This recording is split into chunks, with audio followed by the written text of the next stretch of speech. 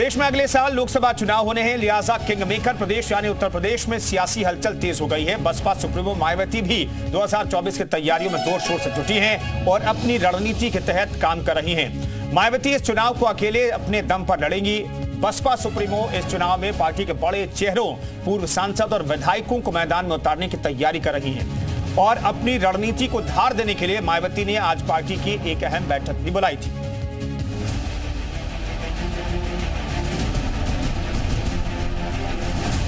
4 राज्यों के विधानसभा चुनाव के बाद बीएसपी ने अब लोकसभा चुनाव की तैयारियां तेज कर दी हैं।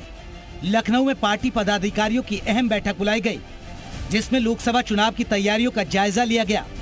सूत्रों के मुताबिक मायावती इस बैठक में संगठन की समीक्षा की और प्रत्याशियों के चयन की चर्चा भी हुई।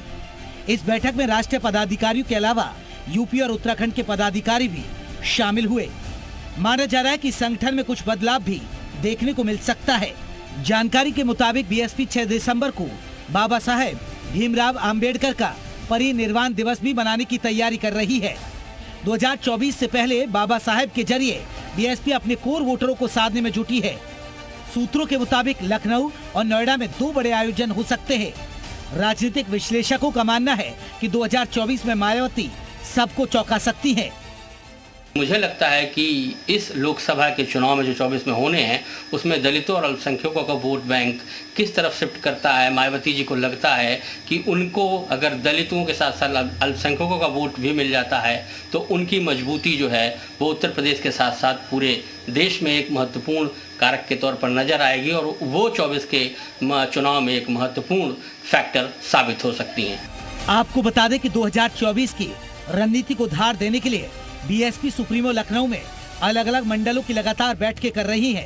क्षेत्रवार फीडबैक लेकर वो लोकसभा चुनाव के लिए एक्शन प्लान तैयार कर रही है। इस बार लोकसभा चुनाव में हर सीट पर जातीय समीकरण का ध्यान रखा जा रहा है। इसके लिए पिछले 4 चुनावों के ट्रेंड की रिपोर्ट भी मंडल प्रभारियों से मांगी गई है। इसमें उनसे पूछा गया है कि बीएसपी लगातार चुनाव क्यों हार रही है, इसकी क्या वजह है, उम्मीदवारों का चयन किस आधार पर होना चाहिए।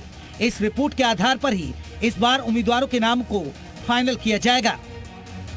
बीएसपी ने 2019 में अंबेडकर नगर, अमरोहा, बिजनौर, गाजीपुर, घोसी, जौनपुर, लालगंज, नगीना, सहारनपुर और श्रावस्ती में 10 सीटों पर जीत दर्ज की थी।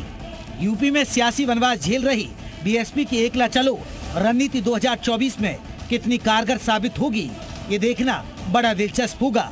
ब्यूरो रिपोर्ट, जी मीडिया। इधर शिक्षक भर्ती मामले में नियुक्ति पत्र की मांग को लेकर अभ्यर्थियों के आंदोलन को बसपा का साथ मिल गया है। मायावती ने कहा कि शिक्षक भर्ती के अभ्यर्थी दर दर की ठोकरें खाने को मजबूर हैं। बसपा प्रमुख ने सरकार से इंसाफ की मांग की है। बता दें कि 69,000 शिक्षक भर्ती में आरक्षण प्रभावित अभ्यर्थी बुधवार को विधानसभा का घेराव करने पहुंचे। इस दौरान प्रदर्शनकारियों की पुलिस से झड़प भी हो गई। इस मामले को लेकर मायावती ने योगी सरकार पर निशाना साधा। मायावती ने कहा शिक्षक भर्ती पर सियासत तेज हो रही है और कुल मिलाकर के शिक्षक भर्ती को लेकर मायावती ने सीधे तौर पर सरकार पर हमला किया है। अभ्यर्थी दर दर की ठोकरें खाने को मजबूर है, ये लिखा है सोशल मीडिया एक्स पर। सरकार अभ्यर्थियों के साथ तुरंत न्याय करे, ये उन्होंने डिमांड की है। हजारों अभ्यर्थी आंदोलन कर रहे हैं, मायावती ने कहा है अपने सोशल मीडिया एक्स पर। जो ट्वीट किया उन्होंने ओबीसी एससी आरक्षण सही से लागू करने की मांग की है। मायावती ने अभ्यर्थियों को न्याय दिलाना सरकार की जिम्मेदारी है, तो सरकार को उसकी जिम्मेदारी भी मायावती ने याद दिलाई है।